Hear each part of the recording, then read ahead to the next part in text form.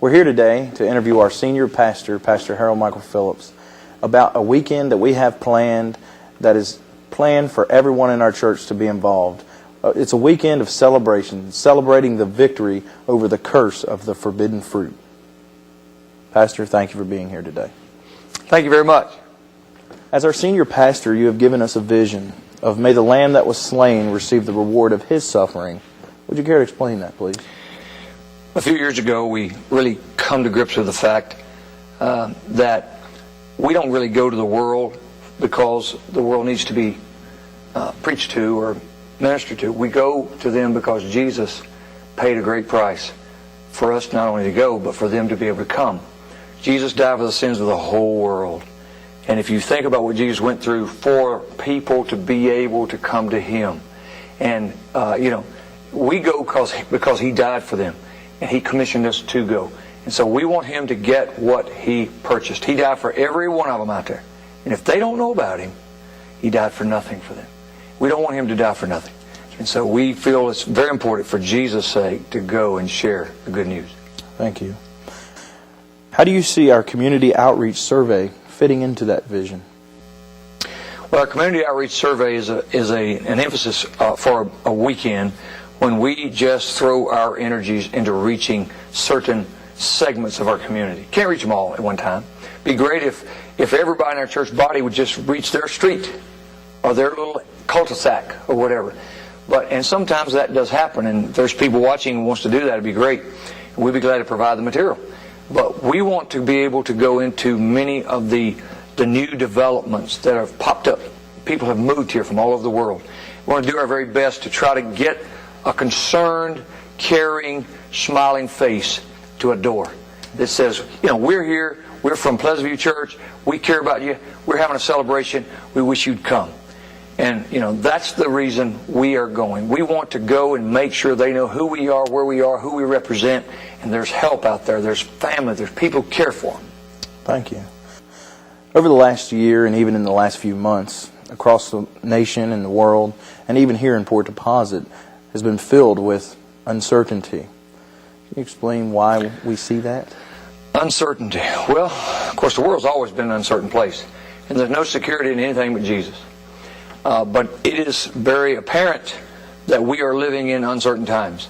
We don't know what's going to happen one day or the next, whether it be physically, our life, our jobs, our finances, the stock market, our country. We just don't know. But we do know that there's one solid thing. The Word of God has lasted over the time of, through the time and all through the ages of 6,000 years or so. It is timeless and is still here, even though many have tried to get rid of it. It's still here. Right. And so we're here to stand on it. We're here to try to explain it. We're here to try to hand it out. The world is an uncertain place, but Christ has endured all the elements of time and assault. That's right. And we've latched on to Him. And we know that the community out there, there's people out there that are hurting. They've gotten bad news about their money, their marriage, their children, their health.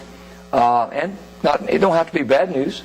It can just be the fact that they're looking for God and they're looking for answers, and there's a call in their heart. And so we want to be able to be the answer giver.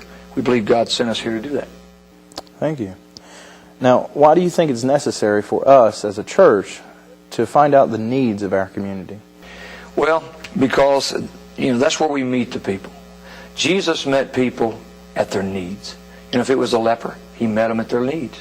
If they were hungry, He met them at their needs. Whatever the needs are, Jesus came to meet our most important need, and that is our eternal relationship with the eternal being that created us. Everybody needs God, and everybody has an empty space without Him. And so we are there really to be the helper and to be the need giver. And we can't do that if we don't know where the people are and meet them where they are. That's right. Now, in order to reach 600 homes within an hour, it would seem that we would need an awful lot of volunteers. We don't need a lot of volunteers. Matter of fact, we need a whole congregation. It is wonderful to be able to pastor a group of people that really care about people. That's right. I mean, we have a body here of Pleasant View, and they've proved it time and time again that they care about people for Christ's sake. They love Jesus, and they take the Great Commission seriously. And that's why we have been able to do what we've done and who we are. Now, it's going to take a lot of volunteers. We're going to need everybody. Everybody can do something. You know, we have people in our congregation that can't come to church even, but they call our church up and want to know what can they do from their home. And so everybody can do something. We need folks to go and ask the questions. We need folks to be able to record the answers. We need somebody in the car or standing outside the car to pray for them while they're going, because we're going to do battle. And so we're in desperate need of everybody being involved. We need somebody in a prayer room, a group of people praying for those that are going. And so everybody in our congregation has the opportunity to be involved in this. And so it's not going to be that hard.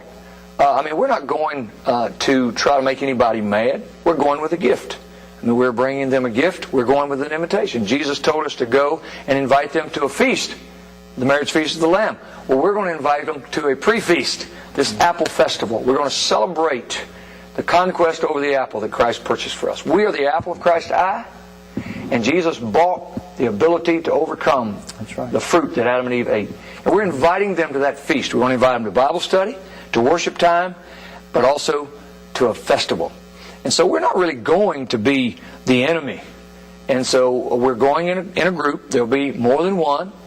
There'll be training available on Friday night. And so this is probably the best opportunity anybody in our congregation will get to do what Christ said to do. And so I'm really encouraging our church body to get involved in this, every last one of them, because we need them.